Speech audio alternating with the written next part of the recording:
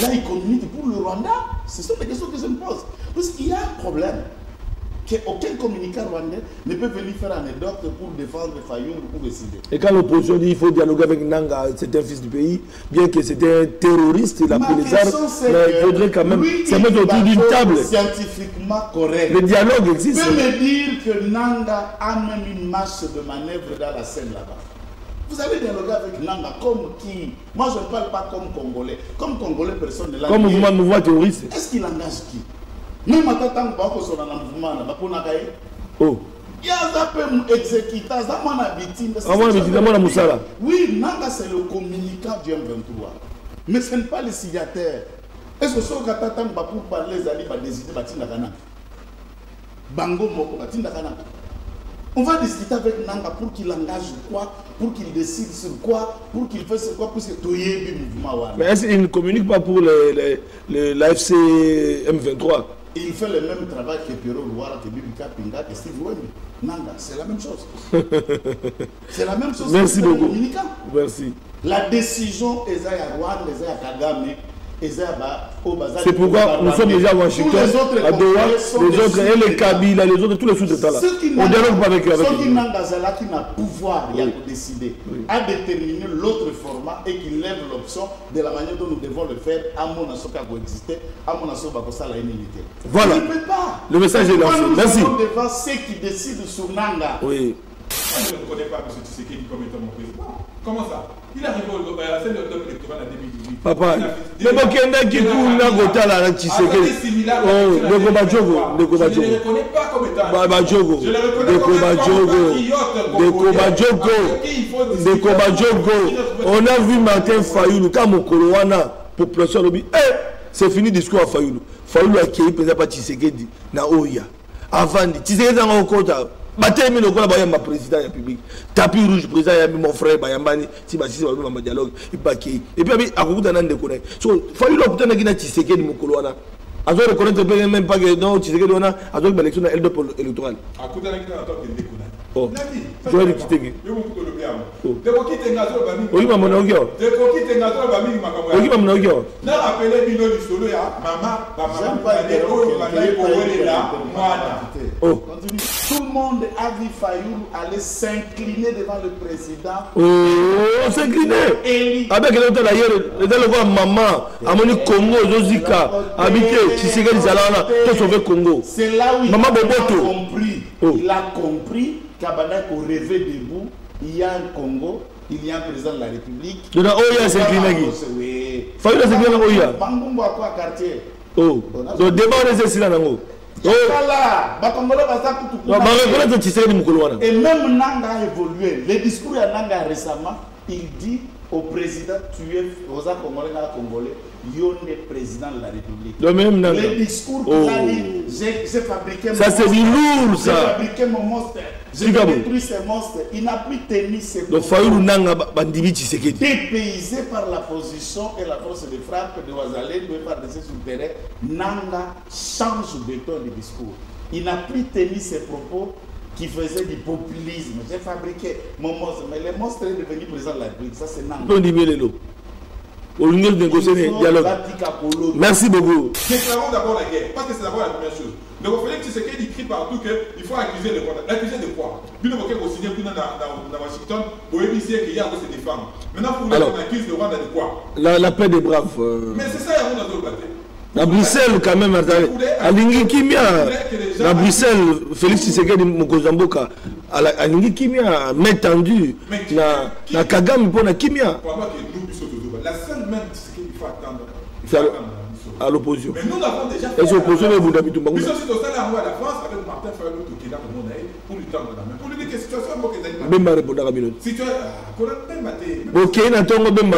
C'est les prisonniers de Félix Tshisekedi. Oh. Bemba Loubi. Abi Basango, Wana Bazana Zela Mamouté. Si Kaye a dans l'avenir politique, Moroté, Azaka Nassima Félix Tshisekedi. Pour ceux qui Tshisekedi, on n'a même pas venu ici. Donc on peut faire que dire des choses pour plaire à Félix. Avant de faire une non. Vous allez nous faire perdre du temps, Pamba. Banda Babati, est-ce que vous voulez pas comme budget? Est-ce que vous avez dit que taux d'échange pour quitter Siako? Taux d'échange comme dans 2200. Mais budget, on peut préparer que vous préparez en 2800.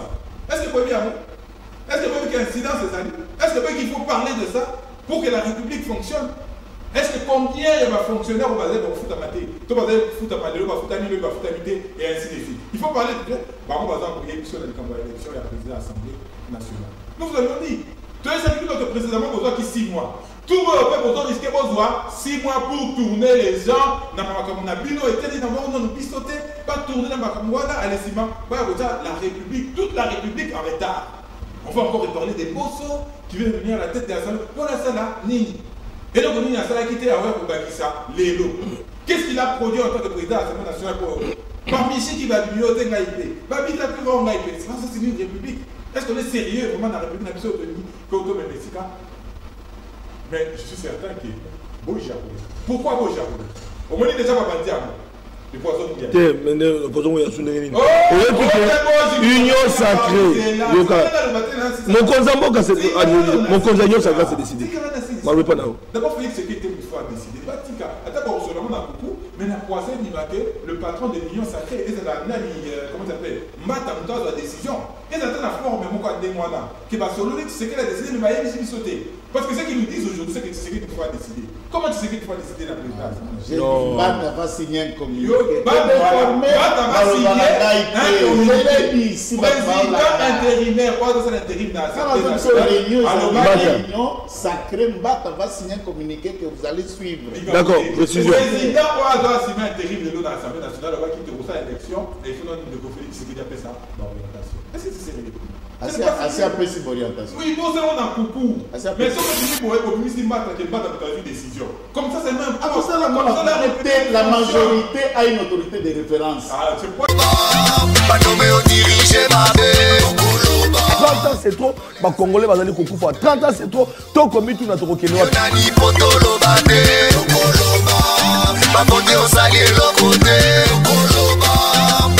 Est-ce que la Congo c'est tout le bande de la sous habitement la Congo tout a dit a besoin tout bundisa mongunda na biso Rwanda. Donc il y a une polémique il y a nationalité. Ce n'est pas le moment pour la papa Santé.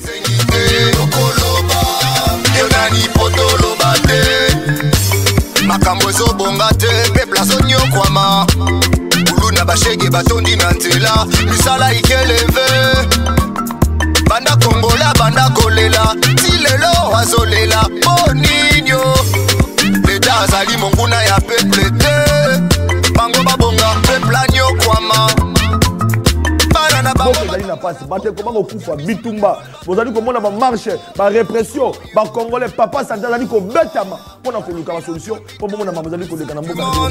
Nebokananga Kinshasa, motema pasi na leli, makondi bosala, domona bobongisa, abat l'impunité, l'injustice, la corruption. Nalobi kaka vérité pour moko il faut ebonga.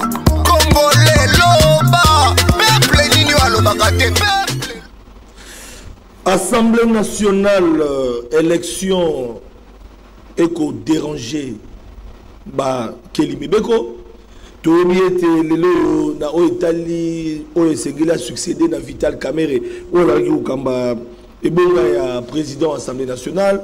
Course et d'aller continuer Toyoki Bakombo au-delà il y a Mwana Mboka et Mebonji Toyoki était Pepe Mboso yepe azali la course Toyoki Mwana Mboka Willy Michiki yepe alobi akotika la simate Toyoki pe bandeko bazali ebele mais qu'est-ce qui se passe parce que Bakongoma il va causer la solution parce que ezali session budgétaire ezali session oyo et sengeli etala makambetali finance publique makambetali mosolo pona ko ba ete ya solo makambekota molandenge nini to ko yeba te na ba difficulté Congo ezali ko traverser situation na oyetali maponami na Assemblée nationale et kosuka wapi violation il y a ce le fait bandeko balandi to landaki ping pong ezosalema entre autres to landaki ma mouvement supplétif tous allez comme un terroriste M23 FC parce que là qui déclaration à travers qu'on est nanga pour la ça a été solo gouvernement Kinshasa a respecté le principe il y a observation il y a c'est sur les faits mais nanga bobo sous to landaki général Ekenge Sylvain ou azali porte-parole ya mapinga atalisa qui était armé na biso bango bazali ko réagir pour ko protéger souveraineté ya mboka bazali ko réagir par rapport à la provocation ozali ko uta na ngambo kasi lelo boyebi ete processus ya Doha pe ya Washington et kokoba mais toyebi te ekosuka ndenge nini po ete ya solo esengeli ba kongomani ba retrouver kimia bisika bazali ko zoma parce que Congo esengeli za la bomoko tokobeta masolo dialogue quid bandeko balandi est-ce que voie de sortie de crise ya ba question nyoso to ali komona na est République du Congo est-ce que ezali solo zila kaka ya dialogue tokobeta masolo na invité na ngai sur ce plateau to ali bongo na ngambo ya UDPS parce que dans deux invités les logos de la 200 de cloche bandeko balandi mutu na moto ko tant ya koloba pe mosusu ko peta ko répondre pe ko pesa makanisi ya solo ezali na échange ya ba idée ndeto ko construire Congo mboka na biso mwana mboka maître Joël Kitenge o yazali cadre na ngambo ya UDPS ya Etienne Tshisekedi wa Mulumba est avec nous mbote pe boy madame et puis nos condoléances. Merci Ndeko Flavien mbote merci pour la belle mbote na Ndeko na biso mwana mboka Yves Bajoko mbote la ba kongomani nyoso ba kolanda biso na ngomba ba condoléances na biso obungisi moko ya Ndeko ya biango na bungisi grand frère Nandai as a serviteur de la République pas à soda et à Koufit soda que son âme repose en paix. Voilà.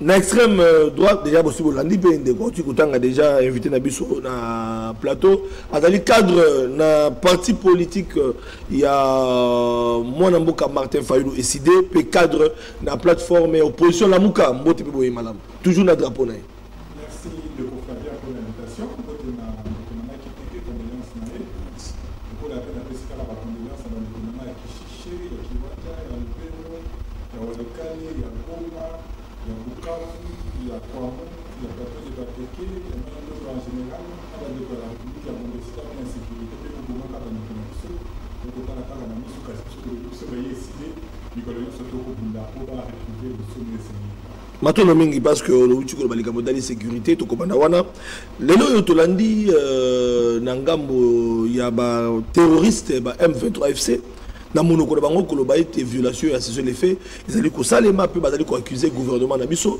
tolanda ki porte-parole ya mapinga atalisa qui était armé na biso ezali ko réagir contre la provocation ya ba terroriste et puis bazali ko observer en tout cas principe ya saison les faits dengue accord il y a deux à Washington ils allaient qu'au Singapour qui met écota parce que pour parler ils allaient qu'on continue moi n'a pas Joël qui t'inquiète Moulanda qui m'a rebelle pour accuser Moulamatali réaction à chose années en tant que patriote. En tout cas merci ma réaction d'abord ils allaient à féliciter FRDC pour féliciter le gouvernement et la République et ma compatriote ma civil, volontaire pour la défense de la patrie, VDP, puisque les tons et les mots échangés.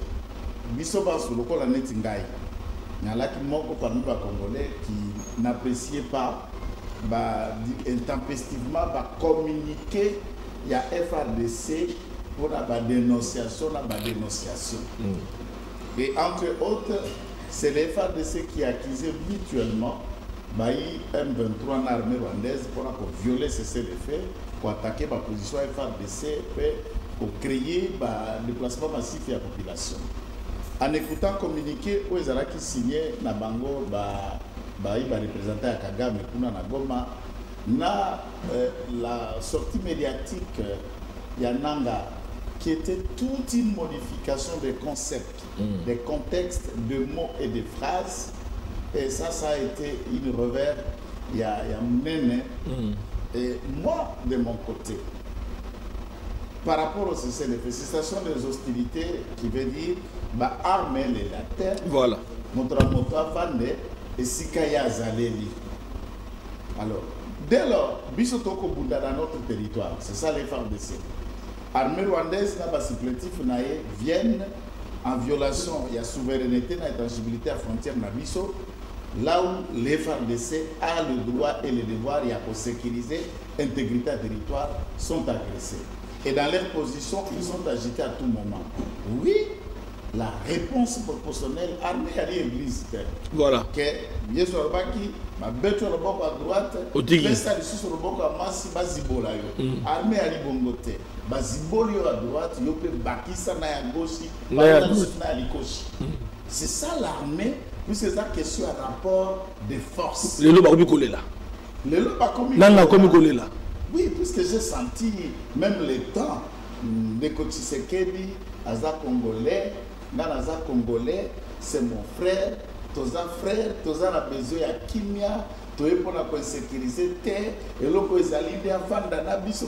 Vous sentez dans le ton, c'est un nanga supplétif. C'est Nanga qui est en train de faire la lecture ou l'écriture et lamentation de Nanga, au lieu de dire de Jérémie.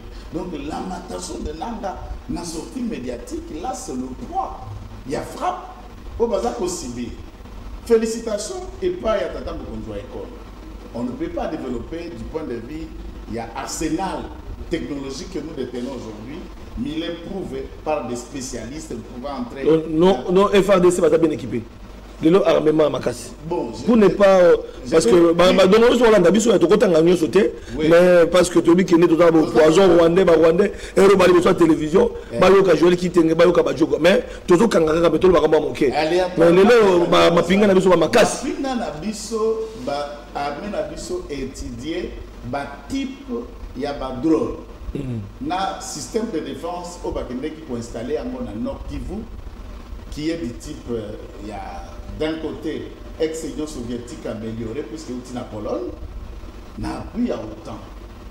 Et tous ces matériels polonais, au Rwanda, qui ont empêché le vol, par exemple, vous verrez, un communiqué, il y a M23 sur le survol d'un aéronef avion qui n'est cautionné à Goma et créé qui panique. Alors qu'avant, ces capacités de défense arriver à intercepter pour empêcher ce vol. On est les et les qui bango, c'est pour dire qu'ils sont déjà vulnérables. Avion comme cautionné, arsenal la bango à défense installée. Et ça inefficace pour ça cet avion. Drone les a pénétré et frappé. Arsenal la bango, drone de mon côté. À ce moment-là, il y a 3-4 questions qui se posent. Donc là où ils sont, vulnérables. Et voire même jusqu'à le Rwanda, bazar vulnérable. Alors, cette technologie est le fruit. Il y a des démarches diplomatiques sécuritaires. Il y a des Mokonjoa écolo qui aujourd'hui, après avoir étudié la capacité de nuisance des ennemis, et vous ajoutez une technologie qui est supérieure, n'est pas ennemi, peut frapper surgicalement de manière réelle. Et ça, c'est encourageant. Et je peux rassurer à tout le monde. Sans entrer dans les détails, il y a des éléments pour détenir que nous allons, nous affirmons affirmatif, libérer Goma. Goma sera libéré. Bukavu, Bunagana. Et chaque territoire. Bunagana. Sans dialogue. Pour Bunagana qui n'a qu'avant. Je souris. Tu es au côté de dialogue. Non. Malembe. Je ne parle pas. Badjogo Otalayo. Non. Badjogo M23, tu es juste. Dialogue.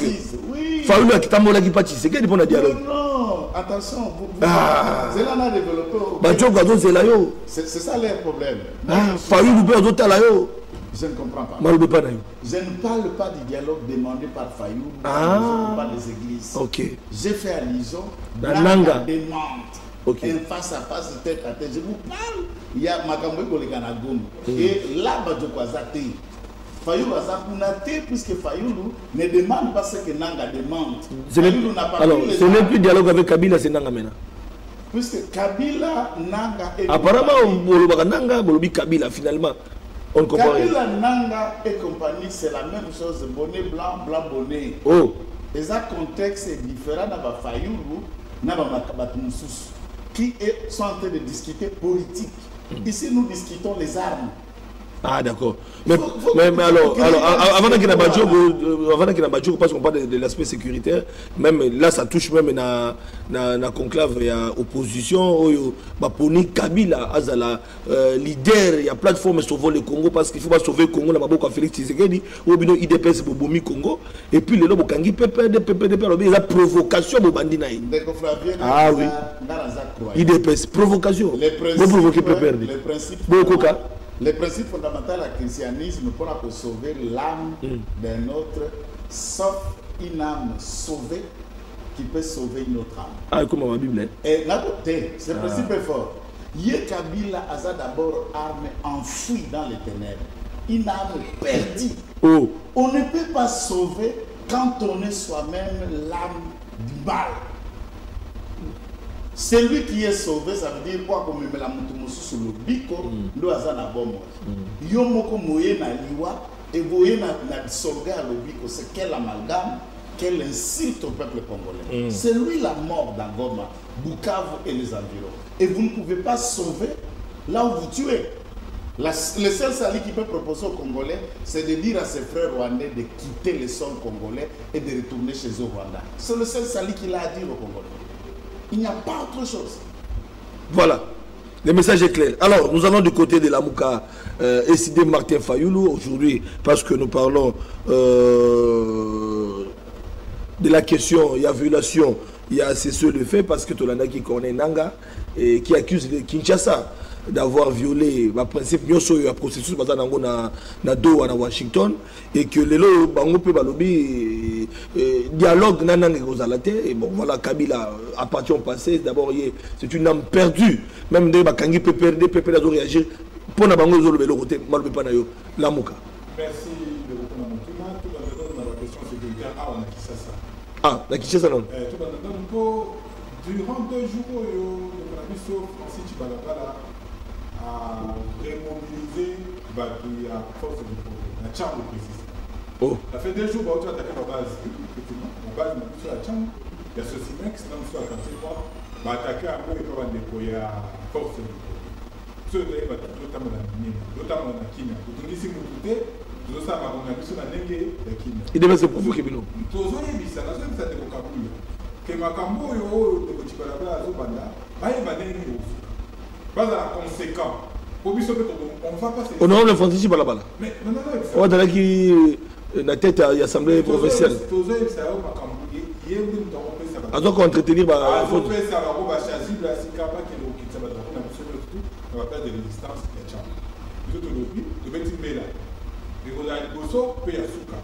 Pour ceux qui vont continuer. Et les drames, c'est que quelquefois, on va faire la police. Donc, nous devons se défendre en légitime défense. Ceux qui ne peuvent pas encadrer votre force de propriété, ou à l'intérieur, ils en assumeront les conséquences. D'ailleurs, qui ne connaît pas qui te vous appelez calme. Oh. Parce que poison mouillé est comme il y a un district. Torofanda ote ba récupérer territoire. Torofanda o ba récupérer. Torofanda o goma ba récupérer. Poison Rwanda to poison mouya. Poison mouya. Mouya ya sali front médiatique, front patriotique congolais tellement. Non. De quoi la mouka. C'est vrai que le ba récupérer Kishiché. Il n'a fait qui bien.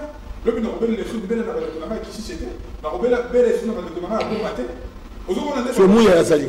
Même mouya mutazo véhiculer ba bilo kwana. Parce que distraire biso. Alors que ceux qui n'ont pas de gouvernement basé dans la sécurité, nous sommes toujours attentifs. Nous sommes toujours en état de guerre. Pour nous dire que nous sommes basé dans il faut nous la vigilance, il faut nous analyser sur mon corps et pas de battre pour nous. D'ailleurs, qui te gagne bien à terre, n'a comme qu'on se plaindre, faites très attention sur les positions diplomatiques de l'évolution de la société. Narotan il y a point 1. Point 1.2. Intégration territoriale et interdiction. Intégrité territoriale et interdiction des hostilités. Et là, accord, il y a Washington. Donc, on va prendre en mode 2. Respect de l'intégrité territoriale de la République du Rwanda. Respect de l'intégrité territoriale de la République du Rwanda. Neutralisation des FDLR. Les partis conviennent de mettre en œuvre le plan harmonisé de neutralisation des FDLR et de désengagement des forces. Lever des mesures défensives du Rwanda. Oui, accord à Washington, hein.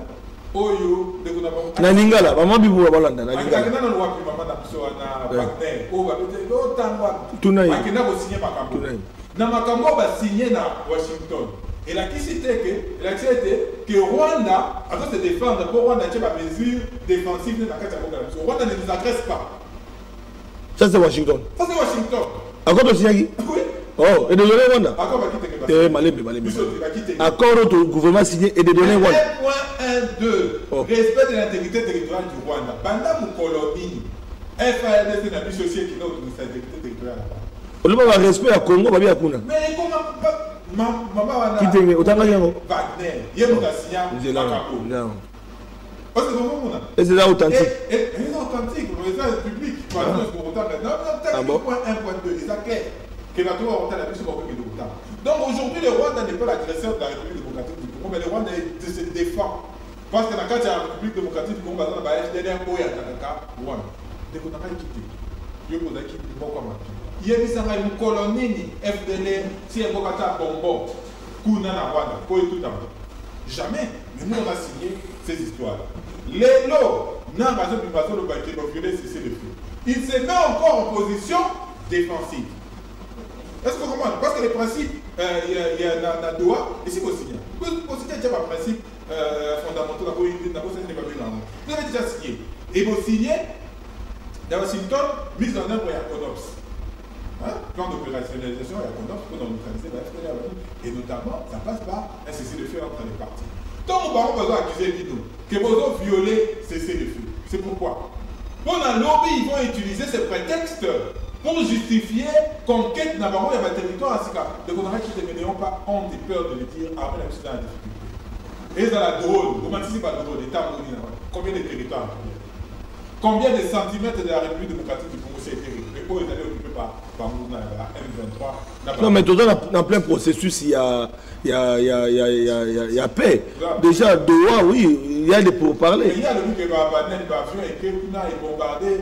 Donc, Tambola qui gagne, mais comme il y a des babani. Frappe chirurgicale. Frappe chirurgicale, ça veut dire que vous pouvez bombarder.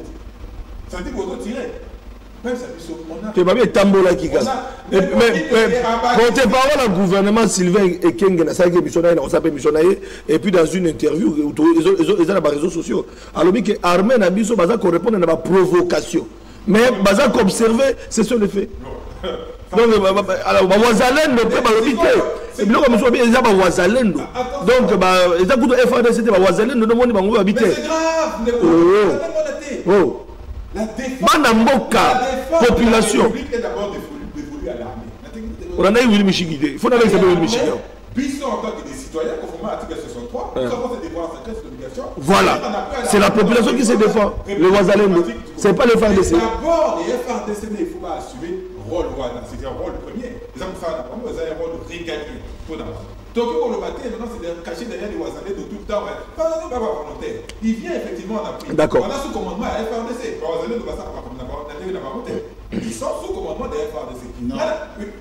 Oh, non. Des fois, non, ils réagissent pour la patrie. Pour la patrie. Mais c'est ceux qui sont sous commandement. Ils défendent la patrie. C'est grave. On a un ministre qui est à donc, il ministre la population. Ça fait des ans. Il n'y a pas de Wazalé, nous devons défendre le Mboka.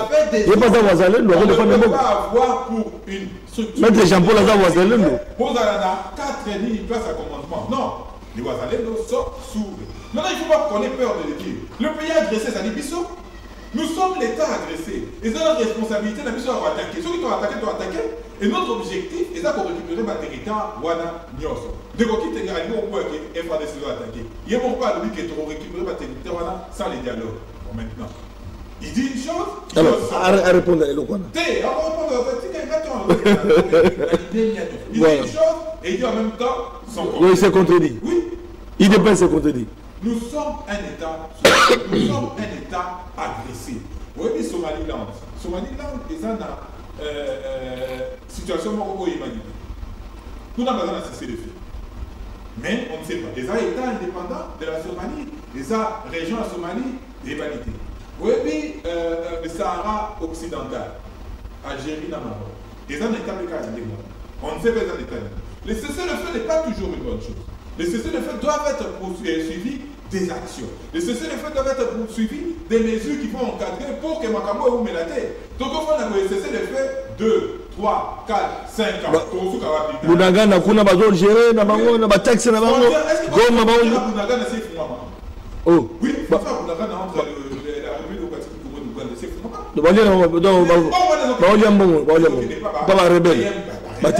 voilà, ils ont renforcé, par contre ils ont les moyens pour s'organiser et continuer. Alors, dialogue avec Nanga, c'est nécessaire.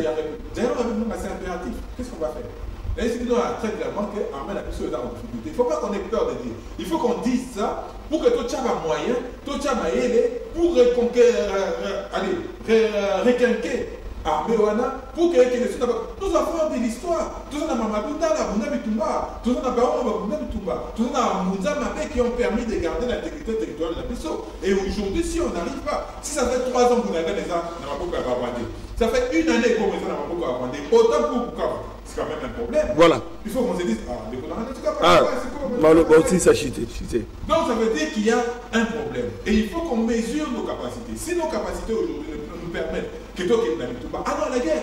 Déclarons d'abord la guerre, parce que c'est d'abord la première chose. Donc il fallait que Tshisekedi crie partout qu'il faut accuser le Rwanda. L'accuser de quoi? Puis le Moké aussi bien dans Washington, pour éviter qu'il y a se défendre. Maintenant, pour qu'on accuse le Rwanda de quoi? La paix des braves. Mais c'est ça, on a d'autres batailles. À Bruxelles, quand même, à Lingi Kimia, à Bruxelles, Félix Tshisekedi Mokozamboka, à Lingi Kimia, main tendue, na Kagame pour na Kimia. La seule main qu'il faut attendre, à l'opposition. Mais nous l'avons déjà fait. Et c'est l'opposition de Boudabitumba. Nous aussi, au sein de la France, avec Martin Fayot qui est là pour lui tendre la main. Pour lui dire que la situation est bonne. Même pas répondre à la minute. Si tu as même battu. Ok, n'attends pas même c'est les prisonniers de Félix Tshisekedi. Oh. Même maloubi. Abi basango wana bazana nzela mamuté. Si Kaye a dans l'avenir politique moroté, à la carte de Félix Tshisekedi, pour ceux qui étaient là, on n'a même pas mené ici. Donc on peut faire que dire des choses pour plaire à Félix Tshisekedi. Avant d'avoir de faire, non. C'est un délinquant, il a été condamné. Subordination de terme. Et le Rwandais. Donc, jamais candidat. Avenir politique, la nomination. Kabila aussi a été condamné à mort. Avenir politique, il est bébé. Comme ça, Moutamba peut avenir politique, bébé. Kabila a déjà fait 2 mandats. Abozonaka, il ne jamais président. Jamais attendu pour le bon côté. Comme Félix Tshisekedi en 2028, dialogue ou pas dialogue. Il doit partir et il va partir. Soit un peu mis après le mandat mondial. C'est fini. Voilà, c'est des questions vérifiées. Ah, d'accord. C'est déjà réglé. Ok, pour terminer. Donc nous disons ici, autour du qu'il faut dialoguer. Oui, effectivement, il faut dialoguer avec Nanga. Parce que nos capacités aujourd'hui nous emmènent à ça. Il faut refaire la cohésion nationale. Nanga, c'est un Congolais. Oui, il faut discuter avec Corneille. Est-ce qu'il faut discuter avec le Rwanda? Je ne pense peut-être pas, mais on peut voir ça en second plan. Mais à Washington, on négocie avec le Rwanda. À Doha, Tshisekedi a rencontré Kagame. Quels sont les effets? La Belgique, Tshisekedi. Quels sont les effets à accord à Washington? Tirez-le. Vous avez 4 mois. C'est sur 3 mois. Voilà, ok. Zéro. Merci. Aujourd'hui aussi de Wameti, parce qu'on est alors, nous ne sommes pas encore. Joël Kitenge, 2 minutes pour tout le Canada. Deuxième sujet, parce que tout dans l'Assemblée nationale, tout dans le dialogue, derrière le dialogue de Kotiango, ma réponse est à Luana. Vous n'allez pas dialoguer avec Nanga, mais plutôt avec Nanga, mais Nadoa, Tshisekedi dialogue avec Kagame, mais Kutana Kikutu. Nous sommes à Washington, tout à l'heure, rappelez M. Wagner à Kenawapi, tout le monde a un ministre des Affaires étrangères à Rwanda. Donc on dialogue avec le Rwanda, au Bazali apparaît, mais Banambo Kaloga Banang on dialogue pas. Est-ce que vous dites que non, une chose de se montrer? Répondez. Moi je crois que tout est rationnel et cohérent. Je vais commencer par une question de banalité. Je crois que Yves Vaza a instruit et tout le monde le sait. Vous demandez membre du gouvernement qui venait jamais aller aux affaires étrangères dans son cabinet, ce n'est pas là. Et vous arrivez dans un plateau de télévision, ou bien Azar je suis là. Ça n'a pas de sens. Quelqu'un qui est nommé, qui est ministre, qui est adressé. Voilà. Qui t'a répondu? Voilà. Elle est là. Où voulez-vous emmener? Voilà. Voilà, biloko ala eza biloko ba musique ndingo. Tu vois, na biloko bususo raza kuluka koyeba. Votre question c'était pour cessation, c'est les faits et le langage.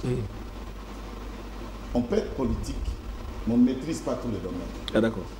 Cette armée congolaise-là, nous avons beaucoup d'aspects qu'on décrit en haut et qui, sous Félix Tshisekedi, s'est amélioré, petit à petit continue à s'améliorer conséquemment, qui était d'abord une question d'infiltration, notre crise qui affaiblit cette armée. Ce n'est pas une question organique, c'est une question d'insuffisance et de formation. Et la question, il y a sous-équipement. Tout c'est pour parler de la force d'une armée, et ça, il y a fondamentaux pour parler de cette force. Et sur les fondamentaux de cette force, on n'en manque pas. 2, c'est cette armée-là que vous parlez des problèmes, qui empêche le Rwanda de contrôler ne serait-ce la totalité des provinces. Même quand les localités sont par centaines déjà qui étaient occupées par elle. C'est cette armée-là. J'ai fait partie de l'armée.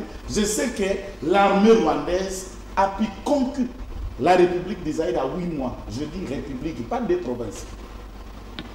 Quand vous parlez, mesurez le terrain. Armée Nabiso, comme toutes les armées du monde, ont leurs problèmes. Mais face à la capacité de résister, l'armée fait de son mieux. Troisième dimension, si lui n'a pas d'information, que sur le terrain, les quelques territoires passent sous contrôle, et c'est le communiqué du M23 qu'il prétend soutenir. Non, il ne soutient pas. Ah mais non, je lui prétends. Ah, il prétend. Je ne l'ai pas fait, mais qu'il prétend soutenir. Parce que quand vous dites que l'armée est faible, qui est fort? Le M23. L'armée faible va négocier. Qui est fort? À retrancher Nantes, s'ajouter son nom. Mais il ajoute, il dit que non, il faudrait les dire pour qu'on donne des moyens encore à l'armée, qu'on donne la possibilité. Au monde ne peut toujours être au bout de moyens. Par exemple, l'armée n'a pas évolution technologique et la guerre. Vous savez la guerre d'aujourd'hui. Ceux qui combattaient à la Deuxième Guerre mondiale, vous lui mettez sous le même casquette à Bundalelo. Les choses évoluent. On ne parlait pas de drones à cette époque. Nous sommes face à une guerre technologique, pathologique et tout autre aspect. Et cette guerre a ses implications et ses engagements. Lorsque Azakoban, par exemple, je ne rentrerai pas dans le populisme, mais il y a Kinshasa, là, il est dans le militantisme, Francis Tibalabala a mobilisé. C'est le IDP, c'est la force du progrès. Le drapeau n'a pas la mouka. Tozana politique. Ceux qui barabazo pour le baiser à ce moment, on va que l'on ait des pèses. Coup sur coup. Il ne pèse pas de l'ongolaï. Ce qui est l'équipe, et c'est la vitalité à la démocratie en Guadeloupe. Voilà.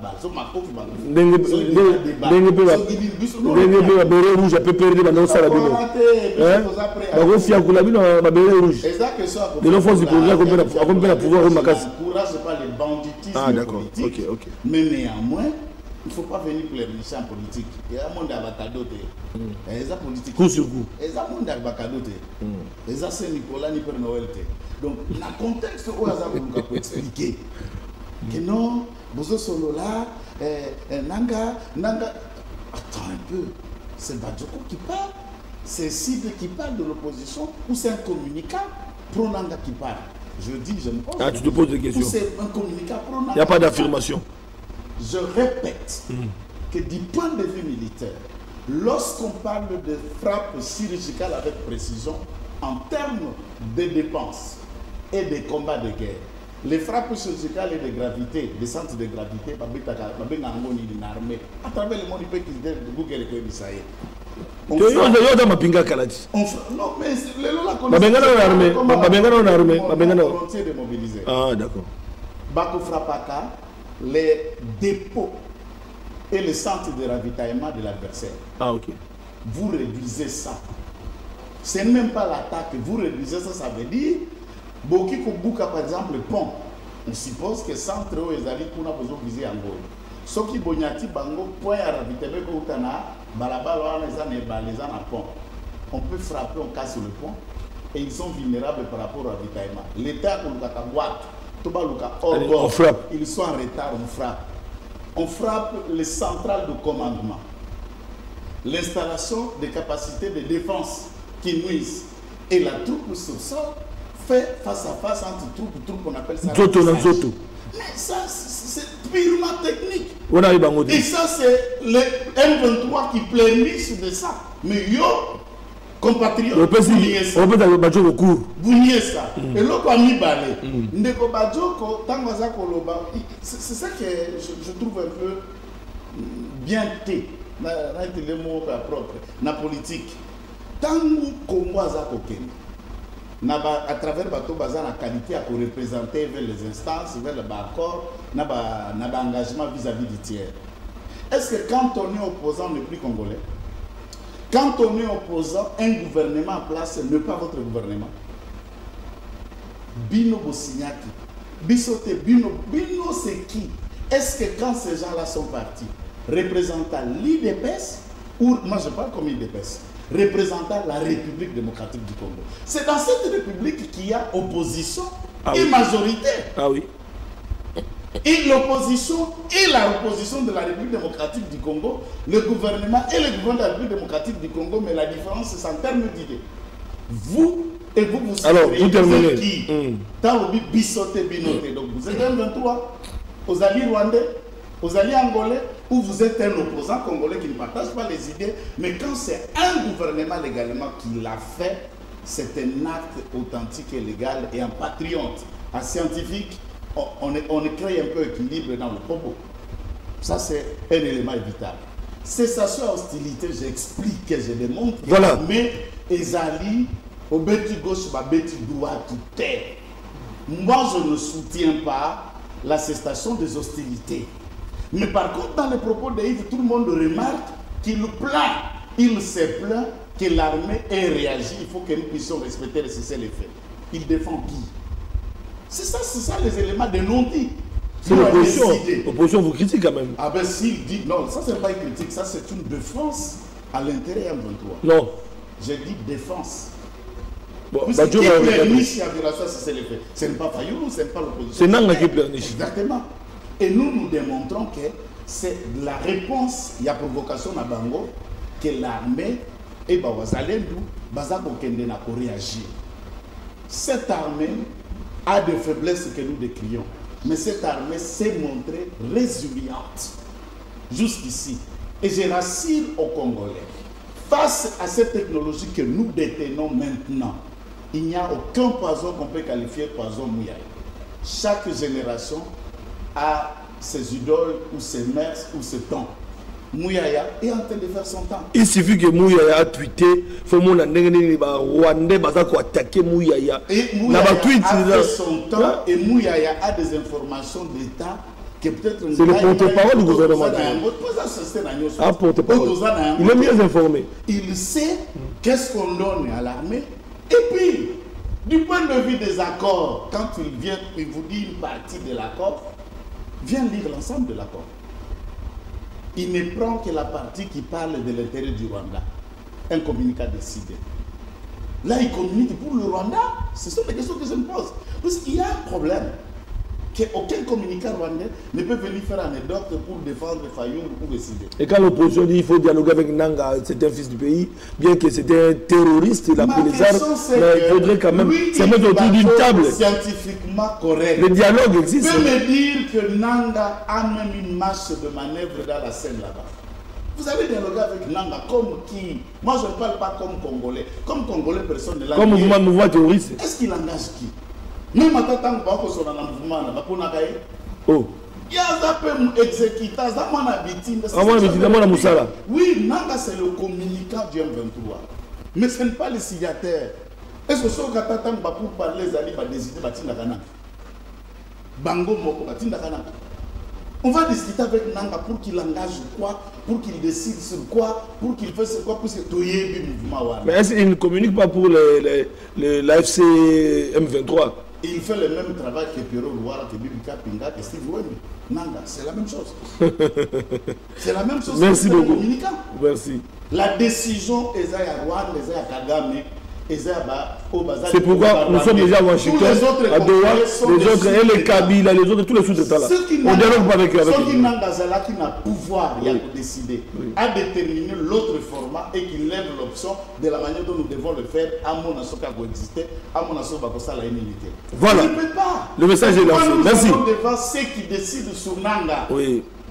Voilà, vous avez la réponse, Badjogo. Mais apparemment, Badjogo, il ne confirme pas à lobby façon à réagir. Apparemment, comme communicant, il y a M23 ou bien il y a Nanga et tout ça là. Est-ce que Okiko est la gueule ou quoi? Tu peux faire une nuance par rapport à la population dans la Nabiso? Dans la autre bien.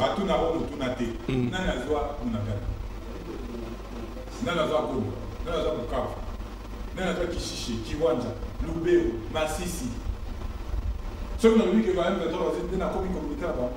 c'est la réalité. Il faut faire face à cette réalité pour que demain, tous dans la capacité à retrouver ma solution à la réalité. Si on a le oui, est-ce que ça veut dire que je soutiens qui a combattu le Rwanda pour les cas? Même pas Tshisekedi. Même pas Tshisekedi. Donc faisons la part des choses. Oh, quoi, qu'ils aient que nous allons soutenir. Non, ça n'a rien à voir. J'ai dit très clairement qu'Armel Abisso est affaire, mais Armel Abisso est en difficulté. Pourquoi Armel Abisso est en difficulté? Parce que le leadership de M. Tshisekedi est défaillant. Totalement défaillant. Vous voyez que dans ce moment, il va s'en aller qui n'a pas union sacrée. Donc Tshisekedi est là qui dit. N'a pas voir l'armée va te détourner. Ceux qui vont détourner sur l'armée. L'armée, on est au bout de l'année, il y a madame Ndegini. Ceux qui te l'ont bien montré, il y en a. Non. Rapport parlementaire sur l'état des sièges. Sur 100% en Congo, 68% dépensés ici à Kinshasa. Oh. Moi, on a rapport parlementaire, il y a parlement. Il y a parlement, il y a Misso. Il y a Bango, quand il va nous battre sur Kuna. 68% il y a beaucoup, il fallait qu'il y ait Kuna détourné. Ceux qui n'ont pas l'armée sont en difficulté, on ne va pas. Non, on peut dire anecdote. Bapinga Bazo Bunda. Bilo Kaolia ravitaillement et sa limité. Population, le bien c'est pas Soudan à Misso. Si quand on fait ça, on va appeler ça pour Madesso. Le bien on va Soudan à Misso, il y a des cas Kouloukoulou. Population, c'est la bonne volonté. Quelqu'un va Soudan à Misso, malheureusement, pas Soudan à Misso à l'équipe Kouloukoulou. Ceux qui n'ont pas mot, dans comme Moutou, il y a pas. Aux autres, on ne peut pas améliorer, pas bon ça. Mais c'est ce que je dis. Après ça, ma pingan pifo. Ma coquille, mon sol. Leadership vient de Félix, c'est ce qu'il y a au Katé. Pour rien. Mais pour avoir des failles. Programmation à l'homme, il y a. Vous avez les hommes qui chissent les hommes, qui voient les hommes. Notre objectif, ce n'est pas de résister aux rebelles.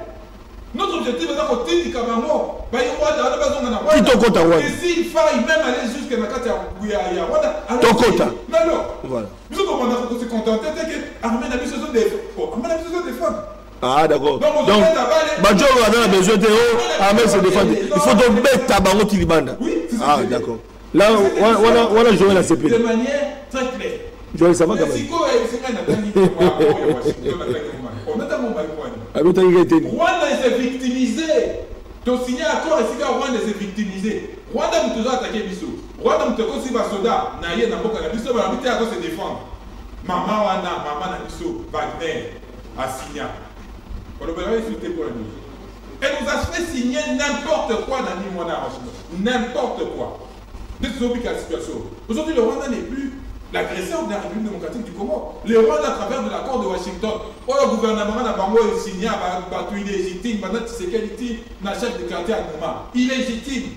Bango, pas signé ça bisouane. Et il faut qu'on passe ici comme tout le Bango. Tout le Bango. Tout le qui était ma faiblesse et accord.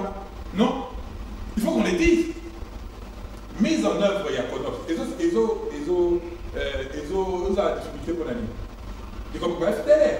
Mais surtout, il y a tout sur le nom du FDLR. FDLR, c'est qui va Rwanda, qui est génocide, de fumer les barreaux porte, il y a comme Intera, il le barreau FDLR. FDLR, baza combien? Rouillé batté. Bazawat, rouillé batté, le Bazawat. Même nous, on est incapable de dire, et si Oyo, Bazali. FDLR. Donc, on devient dans un flou artistique. Il y a d'abord que FDLR, Bazali, on s'y conseille, FDLR, Bazali. On a poison rwandais. Voilà. Voilà ce qu'on poison rwandais. Vous allez faire comment pour annoncer cette FDLR? Si vous vous engagez, l'FDLR est une question internationale. Il faut que les Nations Unies passent la responsabilité d'abord. Parce que c'est eux qui nous ont demandé à refermer leurs frontières. Réfugiés, qui génocide dans Rwanda. Donc, et c'est nous. Seule la République démocratique du Congo qui devons assumer du Kambwana. Plusieurs faiblesses déjà à il y a accord au Bino signé.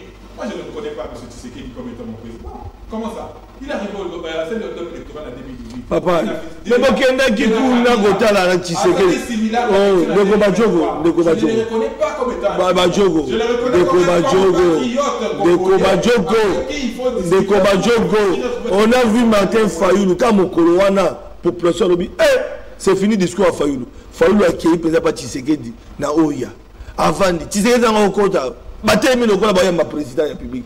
Tapis rouge président y a mis mon frère bayambani si basi va ba dialogue et baké. Et puis à beaucoup d'années de connaître. So Fayoulou peut-être na Tshisekedi mokolo wana.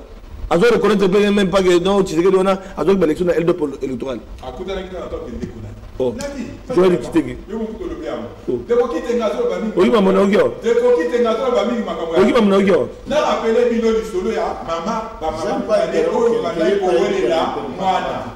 Oh. Continue. C'est que maman bale ko wele la mwana. Na Biblia. Maman mi bango pas je crois à Salomon. Salomon bon, de bozo la to katika comme ça yo zuta bia zunda. Mukolom mwana bakini. Tikali, Abika, Akola, Namunakata, Namusika, Likamouti. Aujourd'hui, la République est en danger. Deux provinces, c'est ça. C'est pour dire que lorsque l'intérêt de la République démocratique du Congo est en danger, on s'est départi des autres intérêts personnels.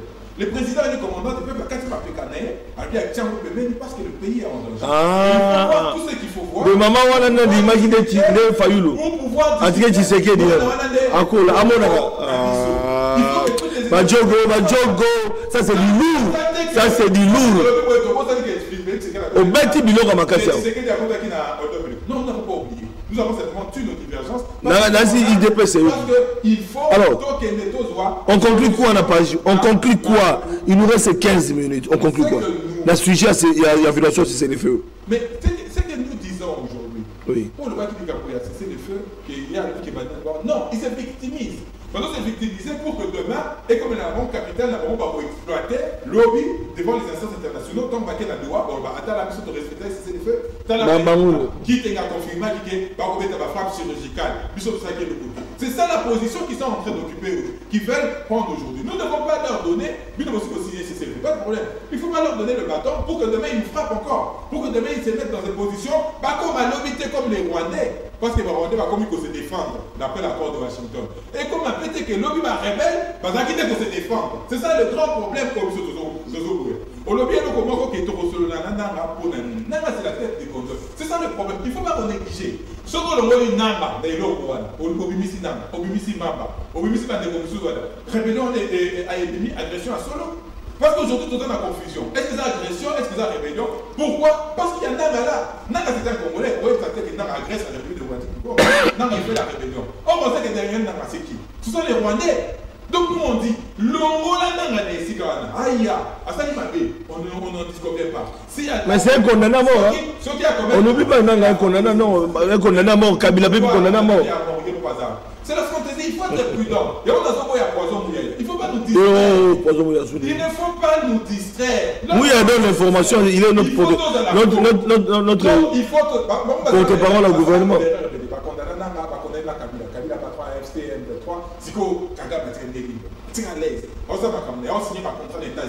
Facile, sans problème. Parce qu'on a perdu de vue les vrais responsables et insécurité à Katakoula. Qui est Kagame? Donc il faut que la focus sur Kagame, il y a Monguna, Libanda, il y a des feux comme ça. Mais avant d'arriver là, retrouvons-nous en tant que Congolais, discutons tous les processus. Washington, de Waboki, de Sikabonigi, ça ne va jamais marcher tant qu'en interne. Tant que Bisso va Congolais, tout ça toujours divisé. Tant que Bisso Raina Kitege, on n'a pas la même vision sur les questions, il y a intégrité territoriale, sur les questions, il y a agression. Tant que tout ça a la même vision, voilà. D'ailleurs, nous sommes en train de les vivre. Merci, il nous reste 13 minutes. Je suis en train de gérer les chronos. Question sur un peu dans 5 minutes. Le temps que tous les capitaines face au drapeau, Miko le Bélé. Question sous Kaizali, élection, il y a président, tout le bureau de l'Assemblée nationale, la course, Koba, Pepe Mbosso revient en course, Memboji revient, il a démissionné d'ailleurs du gouvernement. Willy Michik, il s'est dit aussi, il est capable de gérer l'Assemblée nationale. Voilà. Bajoko, aucun commentaire. Alors, je vais rappeler à Bajoko. Talingala. Moutounion soit Azakwa Kenda, Benda Mana évolution. S'il y a quelque chose, Oyo n'a qu'à rappeler que tous ces gens qui passent leur temps au passé sont des dépassés politiques. Et c'est la réalité des idées. Qui ne veut pas voir en face le peuple congolais face aux élections a trouvé en Fayoulou un député. A trouvé en Félix Tshisekedi un président de la République et c'est l'expression du vote. Il y a un contentieux électoral Mon ami ici et Fayoulou n'ont produit aucun élément de preuve démontrant toutes ces quantités de la Congolais partout. Et c'est ce qui les empêche de réfléchir rationnellement et d'évoluer. En 2023, tout le monde a vu l'Olenge Fayoulou a bêtement, le roi Bagobeta comme un film électoral. Revenir sur ce genre de discours, c'est prohibé. Tout le monde a vu Fayoulou aller s'incliner devant le président. Oh, s'incliner. Avec le roi maman, Amoni Congo, Zozika, habité, Tshisekedi Zalana, tout sauver Congo. C'est là où il a compris. Il a compris qu'Abana qu'on rêvait debout, il y a un Congo, il y a un président de la République. Il y a Oya s'incliner. Fayoulou s'incliner Oya. Mangumbo à quoi quartier? Oh, donc débat on est là nango. Et même Nanga a évolué. Le discours de Nanga récemment, il dit au président, tu es aux Congolais, Yon est président de la République. Le discours qu'il a dit, j'ai fabriqué ça c'est du lourd ça. J'ai fabriqué mon monstre. J'ai détruit ces monstres. Il n'a plus tenu ses propos. Dépaysé par la position et la force de frappe de Ouazalé, de FARDC sur le terrain, Nanga change de ton de discours. Il n'a plus tenu ses propos qui faisaient du populisme. J'ai fabriqué mon monstre, mais le monstre est devenu président de la République. Ça c'est Nanga. Dialogue. Merci beaucoup. Ça c'est du lourd. Il y a l'Assemblée nationale. Ok. 3 minutes. Lobby, réunion et Salemaki na Oya autour du président de la République, l'autorité de référence, il y a union sacrée. Et à Bakoulou, 12 ou 13 sauf erreur de ma part, et à la Prince Michiki, et à la Viemboso qui n'a pas fait la bonne lecture de l'âge et du temps circonstanciel politique, et à la Batunion Soana, le choix, il y a union sacrée. Ezali aimé Boji Sangara. Pendant que tu as un enregistrement émission Oyo, réunion, il y a haute stratégie, il y a secrétariat permanent union sacrée qui se tenir, un communiqué signé par le professeur Mbata sera lu dans les airs et le temps. Donc Kamel a reçu. Il semblerait que Kamel a reçu son coup parce que Mboji a d'abord UNC, il et Mboji qui vient. Et d'ailleurs, on a dénoncé ici dans la loi des finances, il y a budget exercice 2025-26, l'Assemblée nationale a créé une génération où Azos quoi Misola l'État, ce côté de Misola l'État comme fondation, tu peux ONG Nakati, Misola donc et même Mboji a planté les décors et si c'est Tshisekedi qui va entériner. Donc, opposition de nos sacs, Makamwana, il y a bien solo.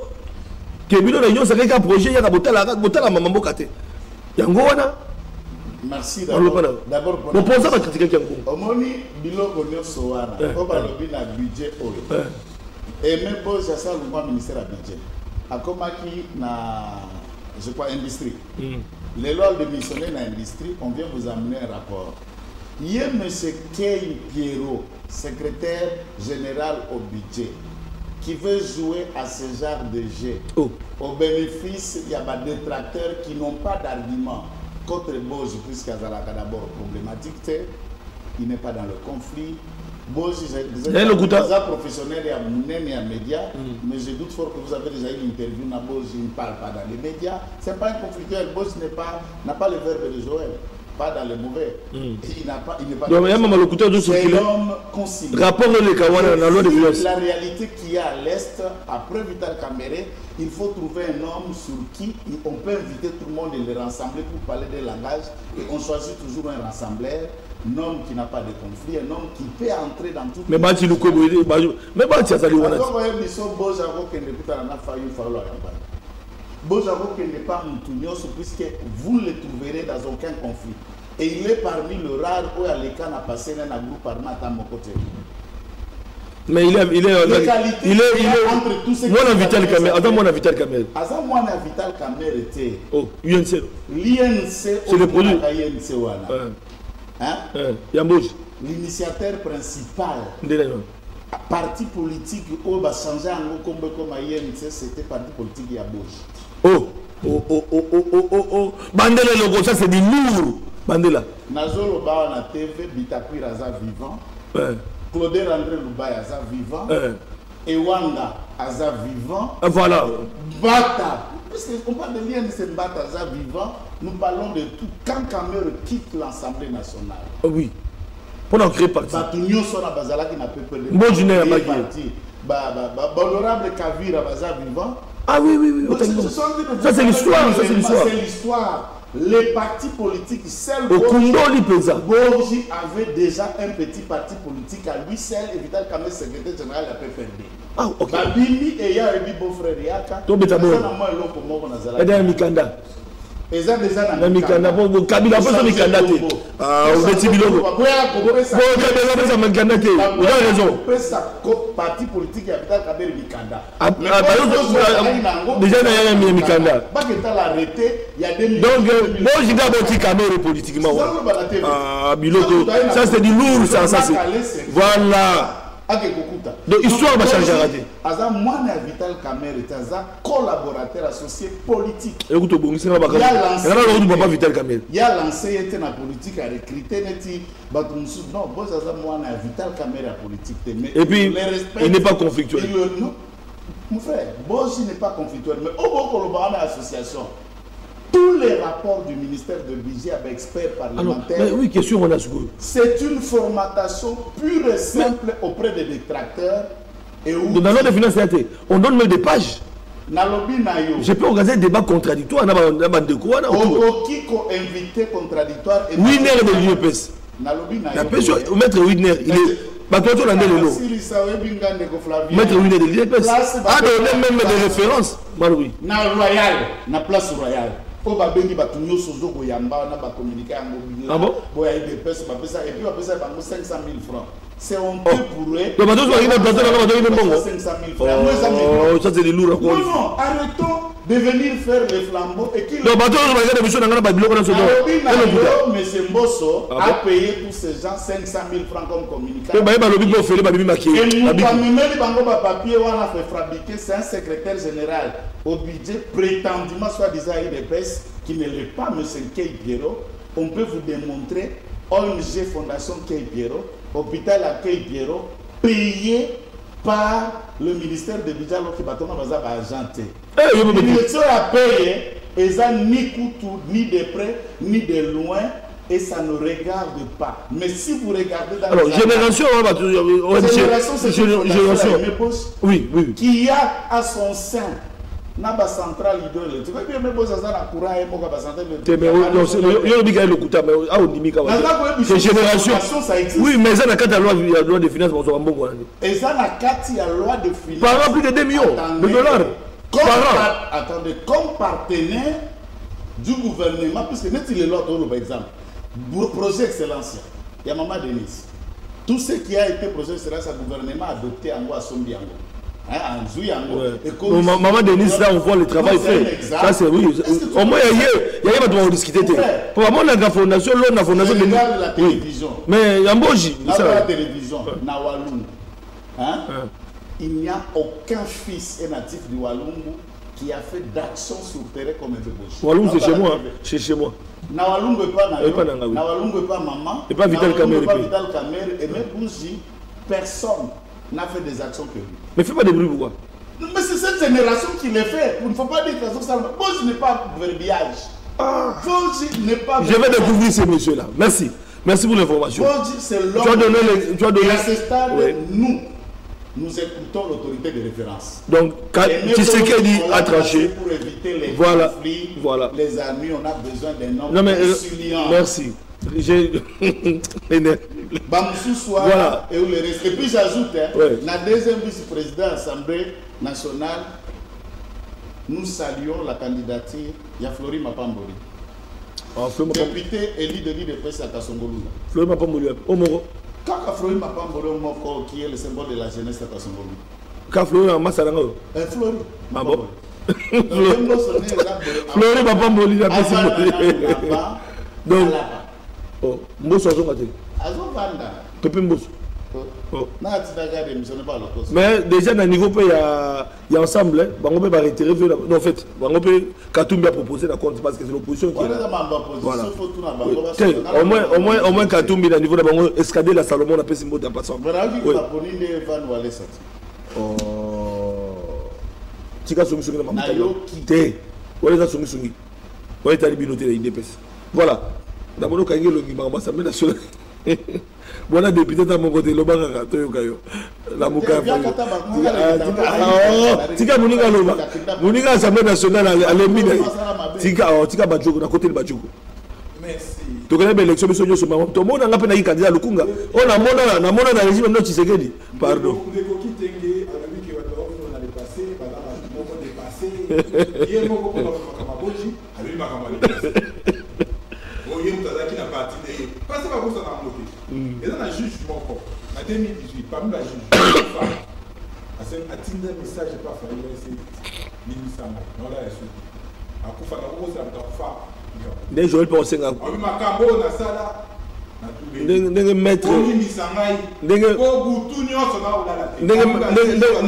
maître Joël quand la parenthèse on a fait ce minute quand maître Joël qui tenga osenga pardon na Constant Mutam pour kosenga honoraire naï muninga adamo kangabe na Constant Mutam non ba tous mabi ozo senga mbongo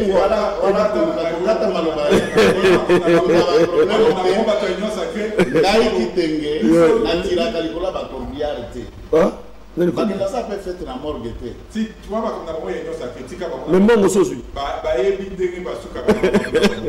voilà la protection. Voilà. Il va dire, oui, pour terminer. Génération, oh. Fondation. Et le mois excellent est né niveau la fondation. Lona. Et comme Lona pour l'année. Donc, pourquoi c'est par hasard? Pourquoi c'est par hasard échanger beaucoup? Oh. Yo dans le logo na yo ça.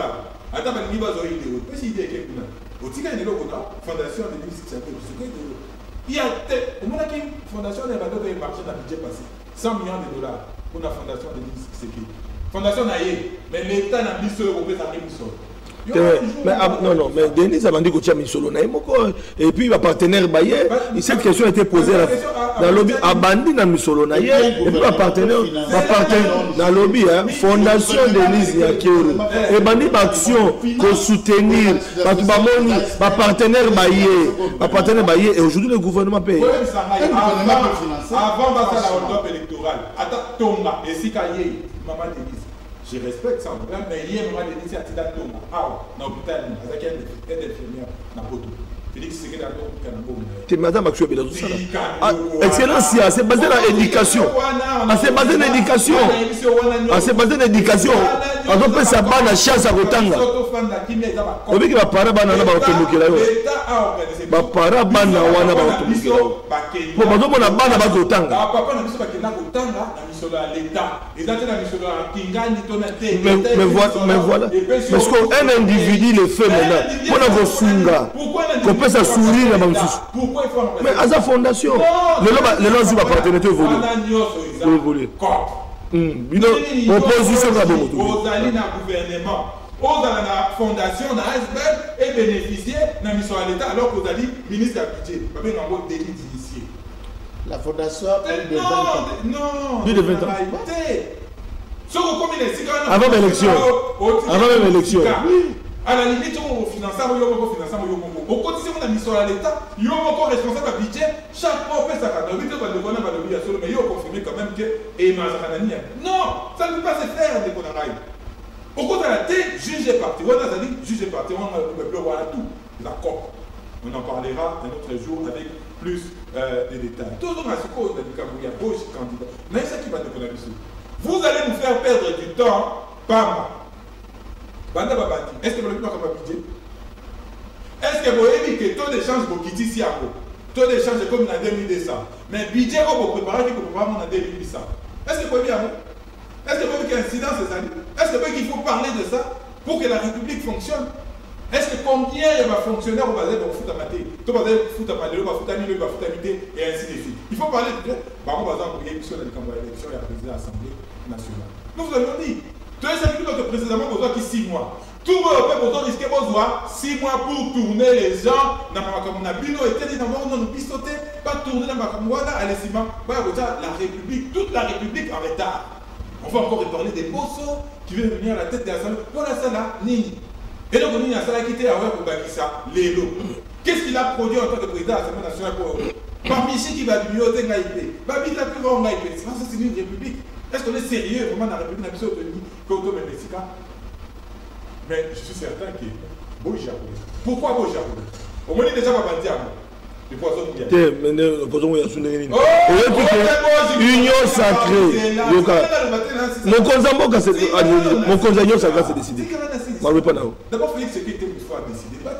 D'abord, on se demande à beaucoup, mais la croisée dit que le patron de l'Union sacrée, comment ça s'appelle? Mata la décision. Et ça a la forme, même quand des mois là. Que Barcelone, c'est qu'elle a décidé, mais il va sauter. Parce que ce qu'ils nous disent aujourd'hui, c'est que tu sais qu'il faut décider. Comment tu sais qu'il faut décider la présidence? Bata va signer un communiqué. Bata va signer un communiqué. Président intérimaire, pas de ça l'intérim dans la réunion sacrée, Bata va signer un communiqué que vous allez suivre. D'accord, précision. Le président doit signer un intérim de l'eau dans l'Assemblée nationale, on va quitter pour ça l'élection, et il faut donner de Félix Sekete appelle ça l'orientation. Est-ce que c'est sérieux? Assez après cette orientation. Oui, bon, c'est on a coucou. Mais ce que tu dis pour c'est battre une décision. Comme ça, c'est même pas. La majorité a une autorité de référence. Ça se fait partout au monde. C'est pourquoi je disais à la présidente une majorité s'identifie. Même militant de Kabila. Et on a dit à la présidente Nabino, il y a bisoté. Vous faites vos histoires comme vous les faites. Mais pourquoi est-ce qu'on choisit Pourquoi est-ce qu'on choisit Non, on a parlé à tous les Congolais. Tu as vu ça, Kabila, Lomagoma, Aya, Tofana, Félix Yambanga. Mais ça, ce n'est pas les questions. Si quand on a zone à poison, il y a autre ministère. Autre chose, je ça la INC. Parce que l'objectif, c'est le parti qui est devenu INC. Tout ça, ils ont un objectif. Lobby va débuter l'INC. C'est ça la démarche. Mais les mêmes que non, lobby, Boji, il y a beaucoup de INC, on va dire que le parti il y a Boji. Donc INC, nous allons avoir solo Boji. Kamé et Ozagi, mais l'autre côté, c'est là, et l'autre côté, tout au INC Kamé. Mais à rappeler l'histoire quand même. C'est ça l'objectif. Mais l'objectif, c'est d'éduquer UNC pour affaiblir l'État camerounais.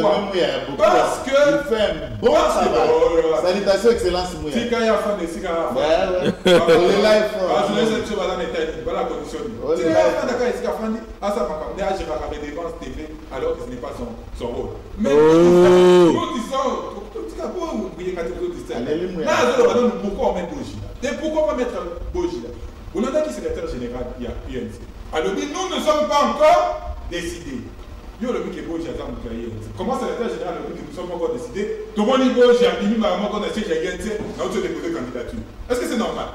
Ce n'est pas normal. Et encore que Toko a un problème. Toko a un problème pourquoi? Parce que c'est le regroupement politique où tu dois être présenté candidat dans l'Assemblée nationale. Si le regroupement politique ni n'est représenté candidat dans l'Assemblée nationale, parce que l'INC n'est pas un regroupement politique au sein de l'Assemblée nationale. Au moins, il y a beaucoup de sections protocole. Est-ce qu'ils nous font perdre notre temps alors que la République est en danger et qu'il faut sauver la République du danger de tout ça qu'on vit?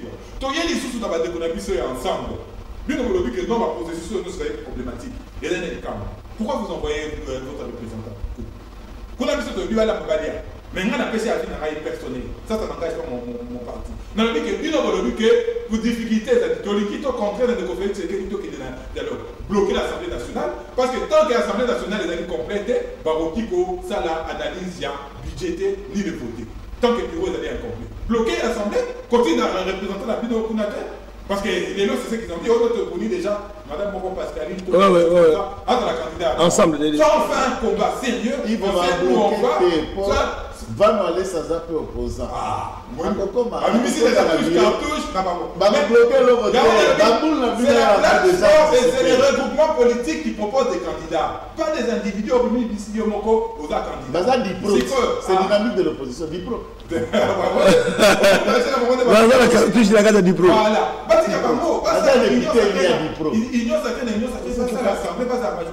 Merci. Ça va nous donner plus de force pour nous combattre. Mais ce qui est fondamental, c'est que la République est dans on ne saura pas faire face au drapeau et repousser. Merci à Yves Badjoko, cadre décidé la Mouka. Oui, je le répète. Sauvons la République. Sauvons le Congo. 24, sauvons le Congo, sauvons la République du Doge. Mais c'est ça qu'ils ont écrit là-bas. Par contre, on va commis après, c'est pas notre problème. Depuis mars 2024, nous avons dit ça. Il faut sauver la République qui est en danger. Merci à Yves Badjogo. Merci à Maître Joël Kitenge. Merci à toute la grande équipe technique. Merci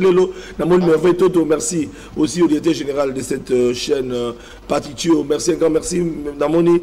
Maître Jean-Paul était ici, il nous suivait la Sima Caméra. Merci à tout le monde. C'est par ici que nous mettons un terme à cette émission. Bon, c'est salué parce que Ezali Bitumba, Yamakan ici, Ozali Bayenemite, merci, c'est dans cette ambiance que nous allons nous séparer avec vous. Bon suite des programmes sur PS TV. Au revoir.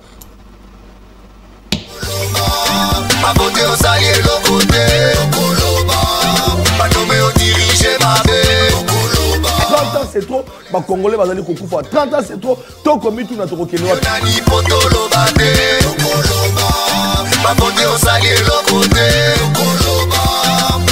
Est-ce que la Congo c'est une bande de la source d'habitement, la Congo tu as dit besoin, tout bundisa, mongunda na biso Rwanda. Donc il y a une polémique, il y a ma nationalité. Ce n'est pas le moment pour la papa sentir.